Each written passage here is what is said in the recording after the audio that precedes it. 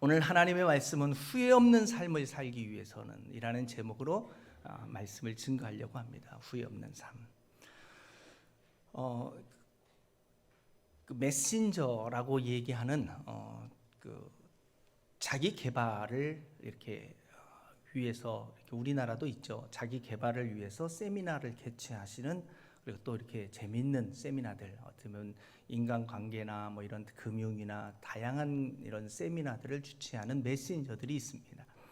그중에 미국의 로만 커즌즈라는 메신저가 있는데, 이분의 이야기는 진정한 비극은 죽음이 아니라 살아있는 동안 우리 안에서 죽게 내버려 두는 것들이 있다. 임종의 순간 당신은 당신이 소유한 재산이나 성취한 것들을 생각하지 않는다. 사람들이 죽음을 눈앞에 두고 일반적으로 던지는 질문들은 나는 지혜롭게 살았던가? 나는 제대로 사랑했던가? 나는 다른 사람들을 위해 선한 일을 많이 했던가? 라는 질문이다 라고 이야기를 합니다. 그래서 수많은 사람들을 만나서 인터뷰를 하며 그가 내린 결론이 이런 거였다는 거죠. 미국의 베스트셀러로 알려진 골든 티켓의 저자 브랜든 버처드도 메신저 중에 하나입니다. 이분도 100만 장자를 벌어들이는 메신저인데, 그가 메신저가 되어진 그 사건이 교통사고로 거의 죽을 뻔한 위기에 놓이게 되어졌을 때, 그는 그 자신의 인생을 돌아보며 이렇게 질문했다 합니다. 나는 충만한 삶을 살았던가? 내가 열린 마음으로 사랑했었던가? 나는 가치 있는 존재였나? 여러분은 어떠한 인생을 살았다고 생각하십니까? 여러분의 인생의 마지막에 여러분의 던진 이 질문들이 여러분에게는 후회하는 인생이 될 수 후회하는 인생이라고 생각하십니까? 아니면 후회하지 않을 인생을 지금 여러분은 살고 있다라고 생각합니까? 그들의 이야기를 제가 종합해 봤을 때, 이 세 가지의 방법으로 여러분이 살아간다면 여러분의 인생은 결코 후회하지 않는 인생이 될 수 있겠다라는 생각을 했습니다. 그것은 무엇에 대한 질문이냐면 For whom, for what, and how. 이 세 가지의 질문은 결국 한국말로 말하면 주보 안에 적어놓은 그 세 가지의 질문입니다. 나는 지금 누구를 위하여 살아왔고 지금 누구를 위하여 살아가고 있는가? 여러분은 나는 지금 누구를 위하여 살고 있는가에 대한 정확한 답을 한다면 여러분은 먼 훗날 후회하지 않는 인생을 살게 될 것입니다. 나는 무엇을 위해 지금 살아가고 있는가? 그리고 나는 지금 어떻게 살아가고 있는가? For whom, for what, how. 이 세 가지의 질문에 대하여 여러분이 명확하게 제대로의 답을 던질 수 있다면 여러분은 먼 훗날 여러분의 인생에 대하여 결코 후회하지 않을 것입니다. 그러나 만일 이 세 가지의 질문의 답이 잘못된 답을 갖고 있다면 아마 여러분은 반드시 동일하게 후회하지 않을까요? 골든 티켓에서 브랜드 버처드는 우리의 모든 사람들은 자신만의 삶을 사는 방식이 있다라고 이야기를 합니다. 그러니까 우리는 내가 사는 삶의 방식을 가지고 우리의 삶을 살아간대요. 근데 진짜 문제는 뭐냐면 내가 어떤 방식을 가지고 내 인생을 살아가고 있는지 자기 자신이 모를 때가 많다라는 거죠. 결국 우리가 인간이 살아갈 때 행복이 오거나 불행이 오는 것은 자신의 삶의 방식 때문에 온다라는 겁니다. 그런데 어리석은 인간들은 자신의 사는 삶의 방식을 제대로 알지 못하고 너 때문이야라는 남을 탓하는 경우가 많다라고 이 브랜든 버처드가 이야기를 하고 있는 겁니다. 누군가에게 책임을 전가하려 하지 말고 자신의 삶이 어떤 건지, 내가 무엇을 원하는 건지, 내가 어떤 삶을 살고 있는지 자신의 삶의 방식을 돌아보라라고 이야기를 하는 거죠. 그러므로 내가 후회 없는 인생을 살기 위해서는 내가 세상을 살고 있는 나의 삶의 방식이 어떤 건지를 우리는 내 삶의 패런을 볼 수 있어야 합니다. 그리스도인인 우리가 정말 우리의 인생의 말년에 먼 훗날에 내 삶을 돌아보았을 때 후회하지 않는 인생을 살기 위해서는 그렇다면 어떤 삶을 살아야 할까요? 그 첫 번째 질문이 나는 누구를 위하여 살고 있는가에 대한 질문의 답이 되어져야 합니다.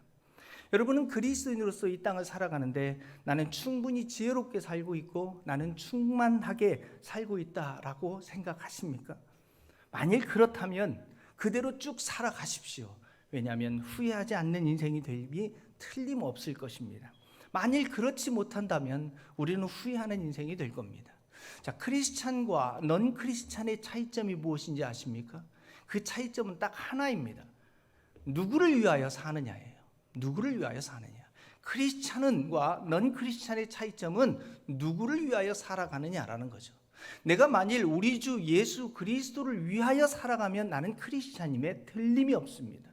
그런데 나는 예수 그리스도를 믿는다 하면서 자기 자신을 위하여 살아가고 있다면, 내 성공과 명예와 출세와 부와 영광을 위하여 살아가고 있다면, 그러한 것들을 위하여 내가 기도하고 있다면 나는 almost 크리스찬이지 진정한 크리스찬이 아닐 수 있을 것입니다. 왜냐하면 신명기 4장 16절에 그리하여 스스로 부패하여 자기를 위해 어떤 형상대로 우상을 새겨 만들지 말라. 남자의 형상이든지 여자의 형상이든지 이렇게 말씀합니다. 이 말을 거기에 17절 18절의 모든 말씀을 종합해서 정리하면 이렇게 얘기할 수 있습니다. 너는 세상에서 너 자신이 되고 싶은 이미지를 꿈꾸지 말라라는 겁니다. 너 자신을 위하여 이 세상에서 되고 싶은 이미지로 꿈꾸지 말라라는 겁니다. 세상에서는 어떻게 가르쳐줘요? 자꾸 이미지 하라고 하잖아요. 성경은 이미지 하지 말라는 거예요. 형상을 만들지 말라라는 거예요. 왜요? 우리 주 예수 그리스도께서 이 세상에 오셔서 우리를 구원하신 이유와 목적은 너 자신의 꿈을, 이미지를 꾸도록 하기 위해서 오신 것이 아니기 때문이다라고 성경은 우리에게 말씀하십니다. 고린도후서 5장 15절을 보십시오. 그가 모든 사람을 대신하여 죽으심은 살아있는 자들로 하여금 다시는 그들을 자신을 위하여 살지 않도록 하게 하려고, 우리 자신을 위하여 살지 않도록 하게 하기 위하여 예수 그리스도는 우리를 대신하여 십자가에 죽었고 우리는 그러한 그리스도인이 되었기 때문입니다. 로마서 14장 8절도 우리가 살아도 주를 위하여 살고 죽어도 주를 위하여 죽나니 그러므로 사나 죽으나 우리가 주의 것이도다 라고 말씀하십니다. 그러므로 그리스도인이란 어떠한 사람을 이야기합니까? 더 이상 그리스도 예수로 인해서 우리 자기 자신을 위하여 살지 않는 자를 이야기합니다. 그리스도인은 더 이상 자기 자신을 위하여 살지 않기로 결단한 자들입니다. 하나님께서는 단호히 우리에게 말씀하십니다. 너희 삶에 후회가 없으려면 하나님을 위하여 살아가라. 하나님을 위하여 살아가라. 우리가 왜 주를 위하여 살아가야 할까요? 주님은 우리를 위하여 이 세상에 오셨고 우리를 위하여 십자가에 죽으셨으며 우리를 위하여 일하고 계셨기 때문에 그렇습니다.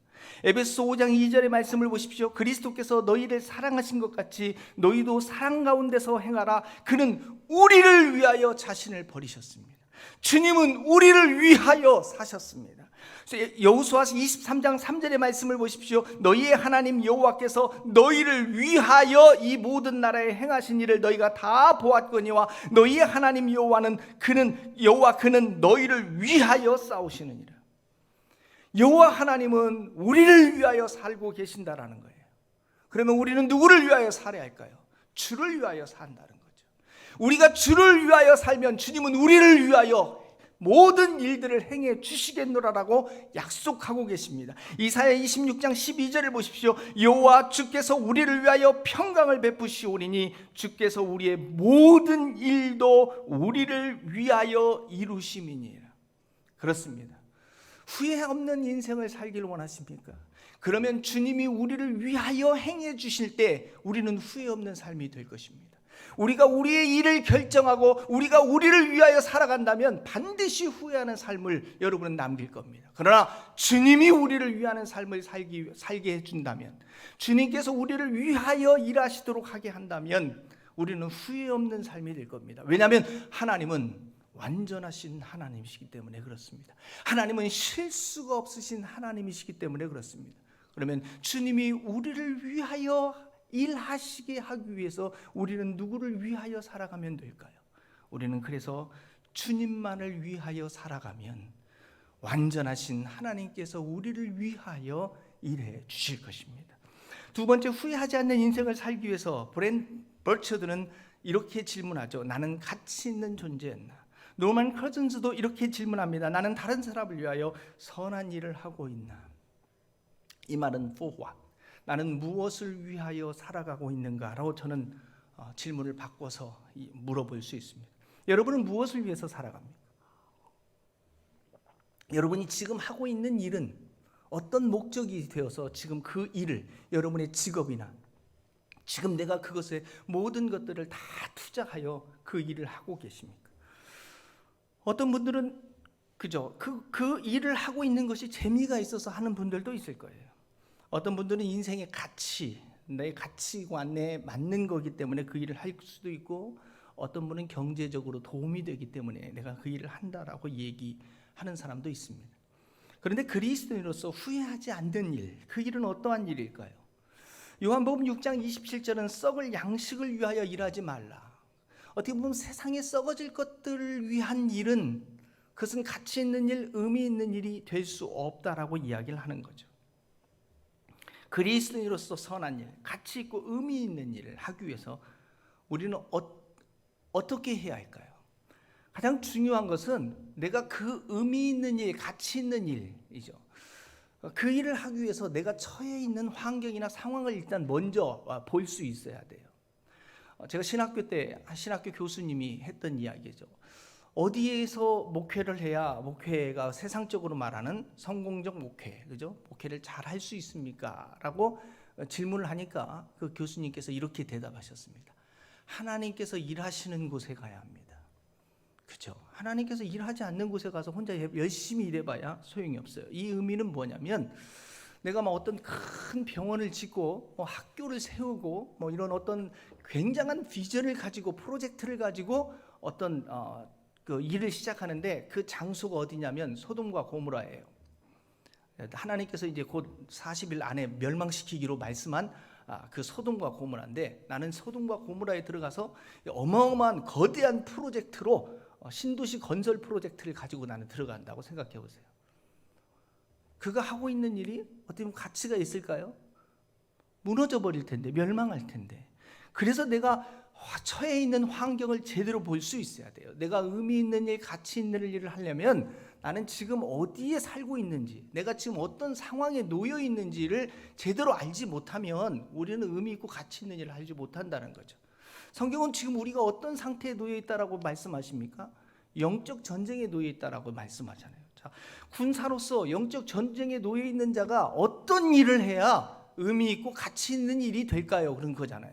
그럼 학생이 어떤 일을 해야 의미 있고 가치 있는 일이 될까요? 이거하고 똑같은 거잖아요. 학생이 의미 있고 가치 있는 일은 집안 청소하고 설거지하고 빨래하는 일이다? 아니죠. 왜요? 환경을 봐야 한다니까요. 그가 의미와 가치는 내가 지금 어떤 신분에 있고 어떤 환경 속에 있느냐에 달려 있는 거잖아요. 그죠? 성경은 우리가 영적 전쟁에 놓여 있고 우리의 싸워야 할 적이 있음에 대해서 말씀합니다. 에베소 6장 12절에 우리의 씨름은 혈과 육을 상대하는 것이 아니요 통치자들과 권세들과 이 어둠의 세상의 주관자들과 하늘에 있는 악의 영을 상대한다라고 말씀하고 있어요. 하늘에 있는 악의 영은 누구입니까? 에베소서 2장 2절에 그때 너희는 그 가운데서 행하여 이 세상 풍조를 따르고 공중의 권세 잡은 자를 따랐으니 곧 지금 불순종의 아들들 가운데서 역사하는 영이다, 이렇게 말씀했어요. 그러니까 악의 세력들과 우리는 지금 영적 전투 가운데 놓여 있는 거예요. 그러면 우리에게 있어서의 의미 있고 가치 있는 일은 뭐예요? 이 전쟁에서 승리하는 일이겠죠. 사도 바울도 자기 자신이 선한 싸움을 싸웠다라고 말씀하세요. 디모데전서 1장 18절을 보세요. 아들 디모데야, 내가 내게 이 교훈으로서 명하노니 전에 너를 지도한 예언을 따라 그것으로 선한 싸움을 싸우라라는 겁니다. 디모데후서 4장 7절에 나는 선한 싸움을 싸우고 나의 달려갈 길을 마치고 믿음을 지켰다라고 말씀합니다. 그가 자기의 믿음을 지키면서 선한 싸움에서 승리하는 삶을 살았다라는 거죠. 그러니까 결국 후회 없는 인생이 되겠죠. 선한 싸움에서 실패하면 후회하는 인생이 되겠죠. 그래서 성경은 우리가 지금 영적 전쟁 상태에 놓여 있으니까 악의 세력과의 선한 싸움에서 싸워 이기라라고 우리에게 말씀하는 거예요. 왜? 그들은 우리를 공격하고 있으니까. 베드로전서 5장 8절 9절을 보세요. 근신하라 깨어라. 너희 대적 마귀가 우는 사자같이 두루다니며 삼킬 자를 찾나니 너희는 믿음을 굳건하게 하여 그를 대적하라라고 말씀하셨어요. 근데 우리는 그를 대적하기보다는 그와 타협하려고 할 때가 많잖아요. 협상하려고 할 때가 많지 않습니까? 야고보서 4장 7절 그런즉 너희는 하나님께 복종할지어다 마귀를 대적하라 그리하면 너희를 피하리라. 우리를 피하게 하는 방법은 마귀를 대적하는 거래요. 자, 공격에서 전투에서 공격할 최고의 공격이 최고의 수비다라고 이야기할 때가 있잖아요. 수비만 해가지고는 공격을 이겨낼 수가 없는 거죠. 그래서 공격을 이기기 위해서는 우리가 공격하는 것라고 말씀하는 거죠. 이게 같은 원리예요. 성경도 마귀를 대적해야 우리가 피할 수 있다라고, 우리가 승리할 수 있다라고 말씀하는 겁니다. 그래서 우리가 대적하기 위하여 우리는 뭘 해야 하냐면 에베소서 잘 알고 있는 것처럼 하나님의 전신갑주를 입어야 한다라고 말씀하는 거예요. 에베소서 6장 10절부터 끝으로 너희가 주 안에서 그의 힘의 능력으로 강건하여지고 마귀의 간계를 너희 대적하기 위하여 하나님의 전신갑주를 입으라. 그러므로 하나님의 전신갑주를 취하라. 이는 악한 날에 너희가 능히 대적하고 모든 일을 행한 후에 서기 위함이라. 자, 우리가 영적 전쟁에서 승리하기 위해서는 첫 번째 무엇을 하라라고 말씀하세요? 전신갑주를 입어야 한다는 거예요. 그래야 이길 수 있다는 거예요. 그 전신갑주가 어떠한 겁니까? 그것이 에베소 6장 14절부터 말씀합니다. 서서 진리로 너희의 허리띠를 띠고 의의 호심경을 붙이고 평안의 복음에 준비한 것으로 신을 신고 모든 것 위에 믿음의 방패를 가지고 이로써 능히 악한 자의 모든 불화살을 소멸하고 구원의 투구와 성령의 곧 하나님의 말씀을 가지라 라고 말씀합니다. 자, 전신갑주를 취하고 그리고 방어를 위한 최고의 방어는 믿음의 방패요. 그리고 공격은 하나님의 말씀의 검이다라고 말씀하세요. 우리가 중요시 여기는 것 이곳에서 공격용 무기, 아까 있잖아요. 방어보다 더 중요한 건 공격이라고 했습니다. 공격용 무기가 뭐예요? 하나님의 말씀이에요. 왜 말씀을 가져야 할까요? 말씀은 우리가 무엇을 위하여 살아야 할지에 대해서 분명히 답해 주기 때문에 그래요. 여러분이 이 땅 가운데서 후회 없는 인생을 살기 위해서는 무엇을 위하여 살아야 하는가를 제대로 해야 하잖아요. 그 무엇을 위하여 살아야 할지에 대한 분명한 답을 주는 게 성경이에요. 그래서 성경을 가져야 한대요. 디모데후서 3장 15절에 또 어려서부터 성경을 알았나니 성경은 능히 너로 하여금 그리스도 예수 안에 있는 믿음으로 말미암아 구원에 이르는 지혜가 있게 하느니라. 자, 성경을 통해서 우리가 무엇을 위하여 살아야 하는지에 대하여 분명히 말씀해 줍니다. 구원을 얻기 위하여 살아야 한다라고 말씀하는 거예요. 이 땅에서 사는 이유와 목적은 우리가 이 땅에서의 성공이 다가 아니라라는 겁니다. 우리의 인생의 종착지는 우리가 구원을 받아 천국에 이르는 거예요. 그러니까 이 땅에서 성공한 삶, 세상에서 모든 것들을 다 누리는 삶, 그런 축복된 삶을 살았다라고 얘기한다 할지라도 내가 만일 지옥에 가버린다면 그러면 의미 없는 삶이 되는 거죠. 후회하는 삶이 된다라는 거예요. 그것에 대해서 우리에게 잘 가르쳐주는 예화가 바로 누가복음 16장 20절부터 나타나는 나사로의 이야기입니다. 자, 한번 읽어볼까요? 그런데 나사로라 이름하는 한 거지가 헌데투성이로 그의 대문 앞에 버려진 채 그 부자의 상에서 떨어지는 것으로 배불리려 하며 심지어 개들이 와서 그 헌데를 핥더라.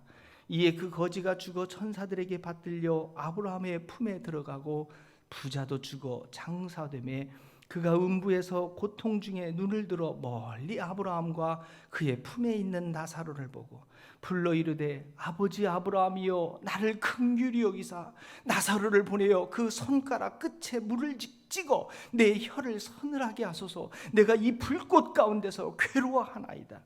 아브라함이 이르되 예 너는 살았을 때 좋은 것을 받았고 나사로는 고난을 받았으니 이것을 기억하라.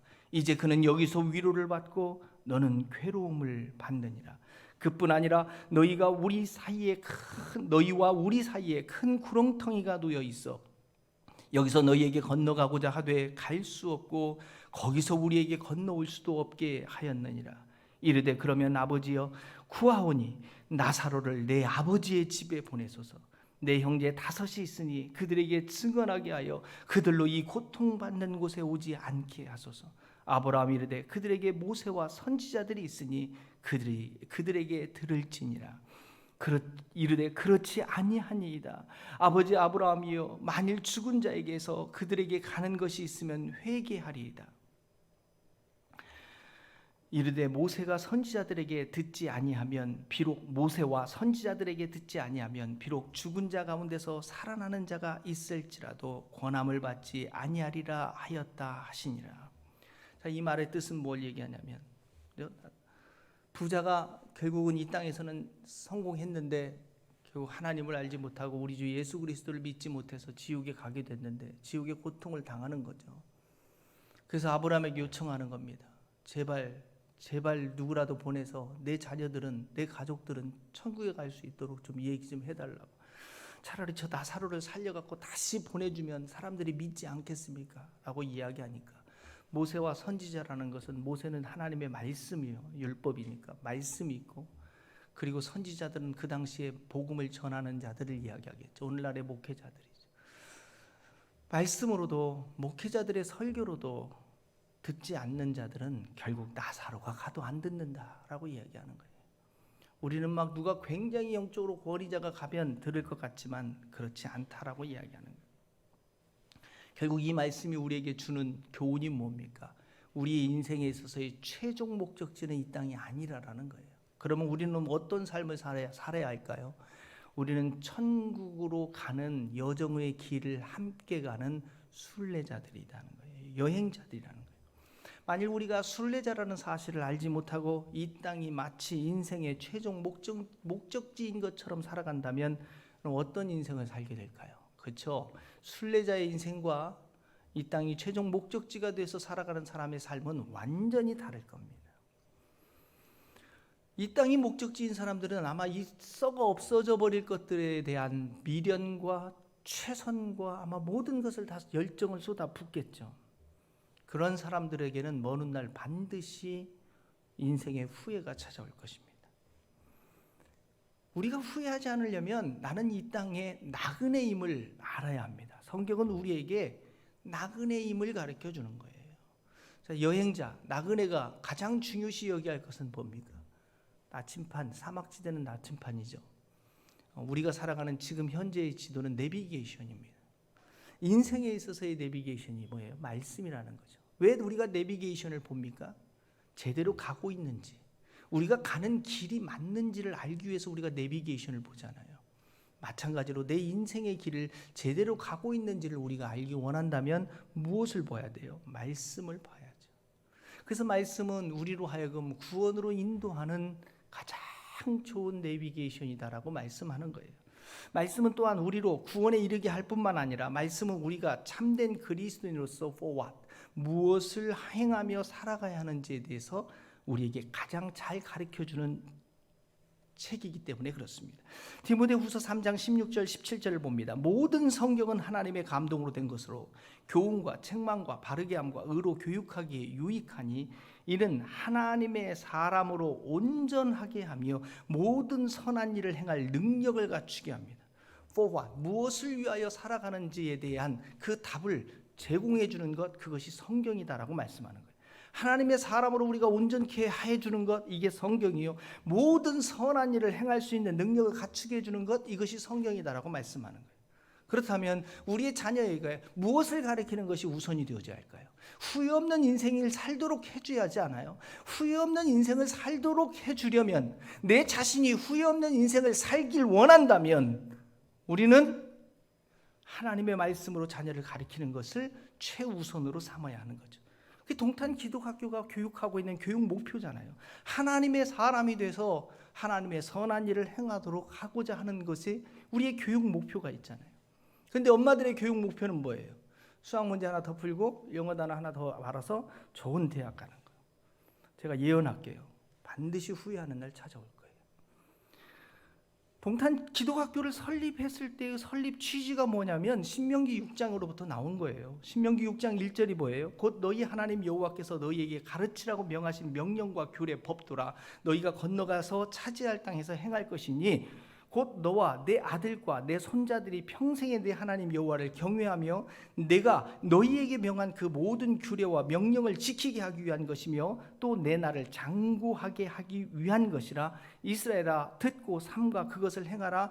그리하면 내가 복을 받고 내 하나님 여호와 내 조상들의 하나님 여호와께서 내게 허락하심 같이 젖과 꿀이 흐르는 땅에서 내가 크게 번성하리라. 쉐마라고 얘기잖아요. 쉐마, 들으라는 뜻이에요. 들으라 이스라엘아. 쉐마 교육을 하고자 함에 있어요. 왜? 바로 하나님의 약속이 여기에 있기 때문에 그렇습니다. 하나님의 세 가지의 약속이 있잖아요. 첫 번째 약속이 뭐예요? 내 나를 장구하게 한다. 이 말은 뭐예요? 오늘날 우리가 왜 건강 보조식품들을 그렇게 비싸더라도 열심히 먹습니까? 건강하게 살기 위해서. 병원에서 오래오래 누워서 살려고 하는 게 아니잖아요. 내 날이 장구하다라는 건 뭐예요? 건강하게 오래 산다는 뜻이잖아요. 두 번째는 뭐예요? 복을 받고. 그럼 우리 이 땅에 사는데 복 받기 위해서 얼마나 많이 노력하고 했어요. 그잖아요. 축복받는 거. 하나님의 약속이 뭐예요? 복을 받는다라는 뜻은 뭐냐면 잘 된다라는, 형통케 된다. 그 말이 원어적 의미는 즐거운 삶을 살게 된다라는 거예요. 성공한다라는 의미가 아니라 여러분의 인생에 즐거움이 있다라는 거, 기쁨이 있는 삶이 된다라고 말씀하는 거예요. 세 번째 뭐예요? 번성하리라. 자녀가 잘 된다라는 거잖아요. 우리가 원하는 세 가지의 꿈, 이 안에 들어있잖아요. 그죠? 이 약속이 어떻게 이루어집니까? 좋은 학원 보내면? 좋은 학교 보내면? 더 많이 공부하면? 아니요, 공부하지 말라라는 것이 아니에요. 좋은 대학에 보내지 말라라는 게 아니라니까요. 세상의 성공을 위하여 공부가 목적이 되면 후회하는 삶을 살게 될 거다라고 이야기하는 거예요. 축복받는 자녀가 되기 위해서 우리가 생각하고 있는 그런 방식으로 절대 자녀는 이 세 가지의 축복을 누릴 수 없다는 사실을 우리의 인생을 통해서 깨달아야 한다니까요. 축복은 내 능력으로 오는 게 아니에요. 내 열심으로 오는 게 아니에요. 성경에 보세요. 모세를 보고, 그죠? 그 다음에 요셉을 보고, 다니엘을 보고, 다윗을 보세요. 그들이 어떻게 축복을 받았는지. 딱 하나예요. 하나님의 은혜로 받은 거잖아요. 성공하는 인생, 하나님의 축복을 받는 삶을, 그 법칙을 알고 싶으세요? 그 답은 하나님의 손에 있다니까요. 하나님의 말씀으로, 하나님의 방법으로 자녀를 양육하는 것, 이 방법밖에 없어요. 그런데 바로 그것은 무엇만이 가능하냐면 믿음으로 가능한 거예요. 하나님에 대한 절대적 신뢰, 믿음 없이는, 하나님이 이렇게 축복해 주실 것이다라는 믿음이 없이는 불안한 인생, 불안하다니까요. 그래서 기독교 교육은 믿음이 없이는 불가능한 거예요. 훗날 후회하지 않고 가치 있고 의미 있는 삶을 살도록 하기 위해서는 무엇을 위해 살아야 할지를 우리가 깨달아야 한다는 거죠. 평생을 직장을 위하여 자신의 젊음을 다 갖다 바쳤는데 은퇴 후에 하는 말이 대부분 그런다고 하잖아요. So what? 나에게 남은 게 없다는 거예요. So what? 젊음만 그 회사를 위하여 다 내던졌잖아요. 이런 후회하는 인생이 아니라 주님께 감사하다라고 고백할 수 있는 그런 복된 인생을 살기 위해서 우리는 무엇을 해야 할지, 무엇을 위하여 살아가야 할지를 진지하게 스스로에게 물을 수 있기를 주님의 이름으로 부탁드립니다. 후회하지 않는 인생을 살기 위한 세 번째는 how, 어떻게 살아야 할 것인가요? 노만 커즌스나 브랜든 볼처드는 동일하게 이렇게 얘기해요. 사랑하며 살아라, 사랑하며. 여러분은 사랑하며 살고 있나요? 사랑하는 데 있어서 가장 중요한 것은 먼저 여호와 사랑하기에 실패하면 이웃 사랑하기도 실패해요. 먼저 하나님을 사랑하는 것부터 우리는 시작할 수 있어야 합니다. 마태복음 22장 말씀하잖아요. 선생님, 율법 중에서 어느 계명이 크니까? 예수께서 이르시되 내 마음을 다하고 목숨을 다하고 뜻을 다하여 주 너희 하나님 여호와를 사랑하라 하셨으니 이것이 크고 첫째 되는 계명이라는 거예요. 주님 사랑하는 교육, 이게 쉐마 교육이에요. 여호와 사랑하기를 가르치는 교육, 이게 쉐마 교육이에요. 어떻게 살아가는 후회 없는 인생을 살게 될 것인가? 바로 이 쉐마 교육을 통해서 여호와 사랑하기를 배우면 후회 없는 인생을 살게 될 것이다라고 성경은 말씀하세요. 자, 이제 신명기 6장 4절로 가겠습니다. 이스라엘아 들으라, 우리 하나님 여호와는 오직 유일한 여호와니 너는 마음을 다하고 뜻을 다하고 힘을 다하여 내 하나님 여호와를 사랑하라. 네. 신약의 말씀이 아니라 이미 신명기를 통해서 우리에게 말씀해 주신 거예요. 한마디로 여호와를 사랑하는데 그냥 대충 적당히 사랑하는 것이 아니라 목숨 걸어놓고 사랑하라라고 우리에게 말씀하는 거예요. 6절입니다. 오늘 내가 내게 명하는 이 말씀을 너는 마음에 새기고 내 자녀에게 어떻게 하라고요? 부지런히 가르치라고 그랬어요. 여호와 사랑하도록 여러분 부지런히 지금 자녀에게 가르치고 있습니까? 집에 앉아 있을 때든지 길을 갈 때든지 누워 있을 때든지 일어날 때든지 이 말씀을 강론할 것이며 너는 또 그것을 너의 손에 메어 기호를 삼으며 내 미간에 붙여 표로 삼고 내 집 문설주와 바깥문에 기록하라라는 거예요. 그런데 세상은 어떻게 살아갑니까? 여호와 사랑하기보다는 세상에 성공을 위해서 살아가잖아요. 여호와 사랑하기를 여러분 열심히 가르치고 있습니까? 세상 사람들은 그러잖아요. 교회 가면 밥 주니? 뭐. 그래서 우리는 밥 주기 시작했는데 코로나 때문에 지금 밥을 안 줘서 어떻게 하나 모르겠어요. 시험 때는 일단 학원 가고, 시험 끝나면 교회 가고, 대학 들어가고 나서 교회 다니고, 먼 훗날 후회하는 인생이 찾아온다니까요. 그러면 하나님만 공부시키면 그러면 좋은 대학에 갈 수 있습니까? 저는 그럼 반대로 이렇게 얘기해요. 좋은 대학 나오면 여러분이 원하는 대로 성공한 인생을 살 수 있나요? 성경은 오히려 우리에게 이렇게 도전하고 있습니다. 마태복음 6장 33절이에요. 그런즉 너희는 먼저 그의 나라와 그의 의를 구하라. 그리하면 이 모든 것을 너희에게 더하시리라. 성경은 우리에게 우선순위를 말씀했어요. 우리는 어떻게 얘기하고 있어요? 우리는 이 모든 것을 더하는 것에다가 최우선을 두고 살아요. 근데 하나님은 먼저 그의 나라와 의를 구하면 여러분이 최우선순위로 살고 있는 것 하나님이 주시겠다라고 약속하셨어요. 그러니까 결국 우리의 문제는 현실의 문제가 아니라 믿음의 문제요, 신앙의 문제인 거예요. 우리가 갈등하고 현실에 있어서 갈등하고 있는 것은 현실의 문제 때문에 갈등하는 것이 아니라 믿음의 문제가 신앙의 문제 때문에 갈등하고 있다니까요. 왜 우리가 불안해하고 왜 두려워하냐면 하나님에 대한 신뢰나 믿음이 없기 때문에 그래요. 이해가 잘 안 되면 왜 학부모님들이 우리 학교를 보내놓고 불안해하냐면 학교에 대한 신뢰가 없어서 그러는 거죠. 그거 빠르게 이해가 되십니까? 부모님들이 불안해가지고 그렇게 공부해갖고 대학이나 제대로 갈 수 있을까요? 우리 학교에서 대학 못 가는 애는 한 명도 없어요. 그럼 또 이렇게 질문해요. 그러면은 그렇게 뭐 그런 대학 뭐 적당히 다 가는 대학 그렇게 보내는 것도 뭐 좋은 일일까요? 일반 학교 가보세요. 적당히 그런 대학도 못 간다니까요. 근데 저는 그래요. 그러면 어떻게 그렇게 좋은 대학을 그들은 갈 수 있었어요? 저는 이렇게 얘기한다니까요. 자신의 능력으로 간 것이 아니라 하나님의 은혜로 간 거라고요. 우리 학교 안에 저는 하나님의 은혜가 임하는 것들을 보게 되어져요. 아이들을 봐도 하나님의 은혜가 임해요. 우리 자녀 학부모님 중에 제 아내가 너무 애가 참 괜찮아가지고 딸이 있었으면 사위 삼고 싶고 그다음에 아들이 있으면 아들이 있긴 하지만 너무 차이가 나서 며느리 삼고 싶은 아이들이 있을 때 그 부모님에게 물어봐요. 어떻게 이렇게 잘 키웠어요? 라고 물어보니까 그 부모님이 뭐라고 하는 줄 아세요? 학교가 하라는 대로 하니까 되더라고요. 학교가 하라는. 그럼 안 되는 자녀들을 보면 어떨까요? 제가 봐도 안 될 것 같아요. 하라는 대로 안 해요. 못 믿는 거죠. 그래서 자기가 하는 거예요. 어떻게 하나님의 은혜가 임하는지, 저들의 삶 가운데서 하나님께서 어떻게 도우시는지를 보라는 거예요. 왜 우리가 여호와 사랑하기에 이렇게 힘써야 합니까? 하나님의 은혜로 살려고 그러는 거예요. 여러분의 인생을 여러분의 능력으로 한번 살아보세요. 얼마나 힘든지.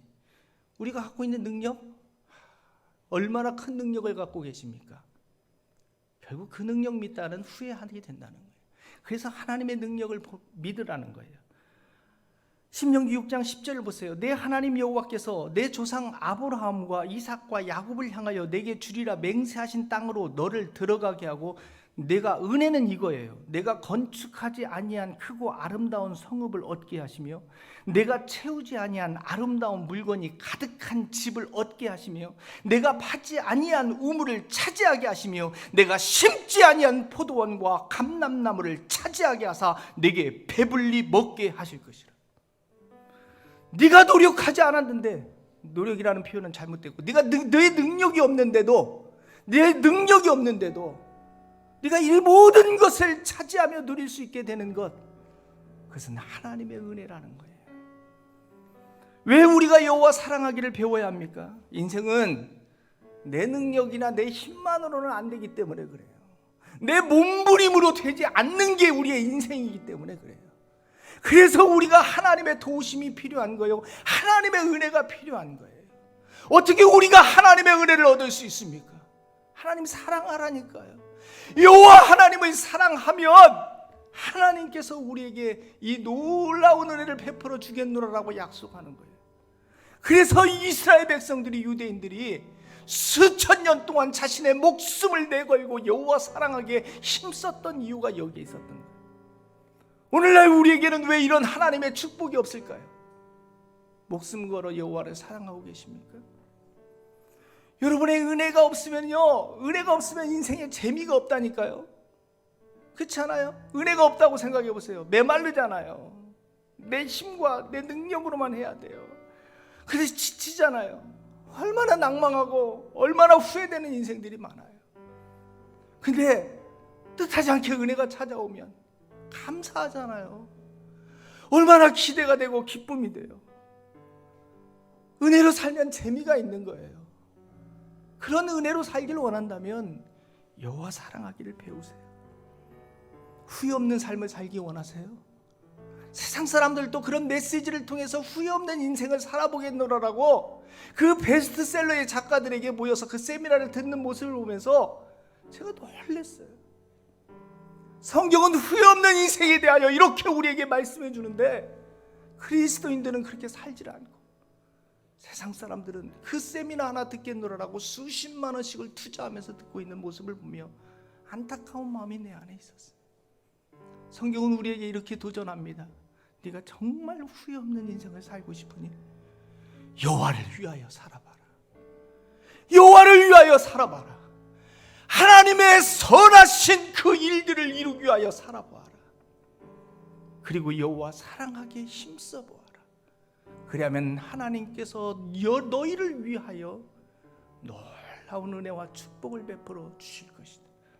그리고 먼 훗날 후회하지 않는 오히려 감사가 가득한 인생이 될 것이다 라고 우리에게 도전하고 있습니다. 그러한 삶 살고 싶지 않으세요? 하나님 앞에 결단하며 기도하며 나아가기 원합니다. 하나님, 그 삶이 나의 삶이 되게 하시고 나로 하여금 후회하지 않는 인생이 되게 하옵소서. 이 시간에 결단하며 주님 앞에 기도하며 나아갑니다. 함께 기도하겠습니다.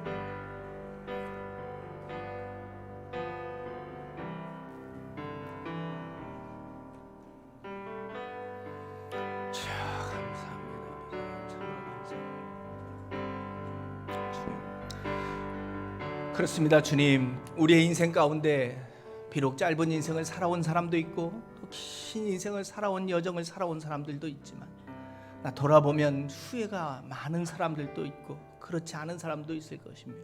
그러나 오늘 우리에게 주신 말씀을 통해서 이제 앞으로 남은 인생 후회 없이 살기를 소원하며 결단하오니 아버지 하나님, 오직 우리가 주를 위하여 주의 선한 일들을 위하여 그리고 주 하나님만을 사랑하며 살아가는 삶을 통해 후회 없는 인생, 기쁨의 인생이 될 수 있도록 우리를 축복하여 주옵소서. 예수님의 이름으로 기도하옵나이다. 아멘. 우리 함께 찬양하겠습니다.